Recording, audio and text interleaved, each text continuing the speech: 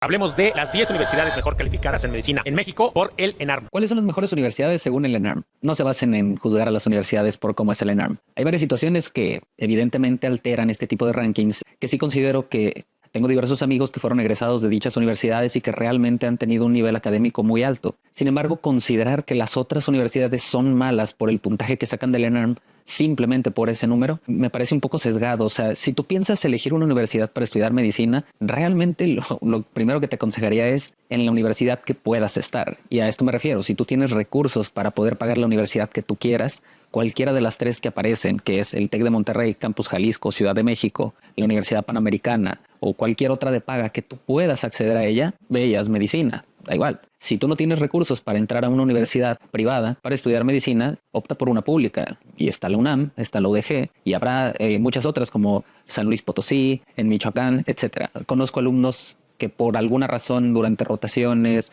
o durante la residencia o durante la carrera que había veranos de investigación, puedes convivir con alumnos de todas las universidades y realmente te das cuenta que el nivel no es muy distinto. Digo, a final de cuentas la universidad provee ciertos recursos para la educación desde los alumnos. Sí habrá algunas universidades que tengan mejores programas académicos, que consiguen intercambios en el extranjero o que consiguen ciertas vinculaciones, pero en muchas ocasiones el que el alumno sea mejor, por ejemplo, en las universidades públicas, pues dependerá en mucho del promedio. Y hablamos de variaciones tan pequeñas del promedio, como por ejemplo, que al menos sucede en la UDG, un promedio de 9.55 comparado con el 9.50, puede haber 100 lugares de diferencia en una generación, solamente por mencionar un número. Y ese 9.55 le toca escoger el hospital que él quiera. Él decide quedar por las mismas recomendaciones de otros alumnos en mejores condiciones, o que es un hospital más grande, que es de segundo nivel, pero que tiene muchos recursos, etcétera. En cambio, al que tiene 9.50 le toca escoger algunos hospitales donde quizá ya no tienen tantos recursos,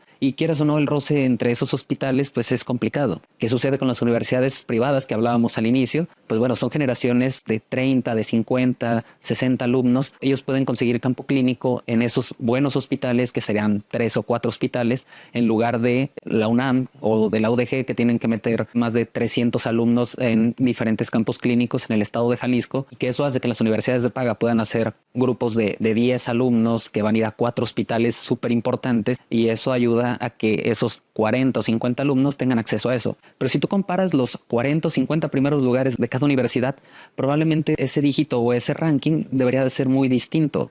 Y para esto pues juzgaremos cosas que también están a veces muy sesgadas, porque no todos los alumnos solamente se dedican a estudiar. Hay algunos que ya son padres de familia, algunos que tienen que trabajar para estudiar. Y está bien, digo, los recursos que todos tenemos son distintos, por lo tanto el promedio de carrera va a ser diferente al que no tiene nada que hacer más que estudiar. Existen programas académicos donde pues, realmente les importa muy poco hacer especialidad. Por ejemplo, desconozco si sigue existiendo el programa de excelencia académica de la UNAM, donde el alumno decide hacer, en vez de 7 años de medicina, hacer 8. Pero ese alumno sale con cierta orientación hacia la investigación y prácticamente se van orientando hacia hacer un doctorado más enfocado hacia investigación. Entonces son generalmente, a lo que recuerdo, esos programas de alta exigencia dentro de los primeros 200 lugares de la UNAM. Entonces, ¿cuántos de ellos, digamos 10 o 20, probablemente se queden solamente haciendo investigación, no realizaron ENARM y estamos excluyéndolos, ¿no? de este ranking? Sirven para poder darse una idea de cuál es como el termómetro que guía a las universidades,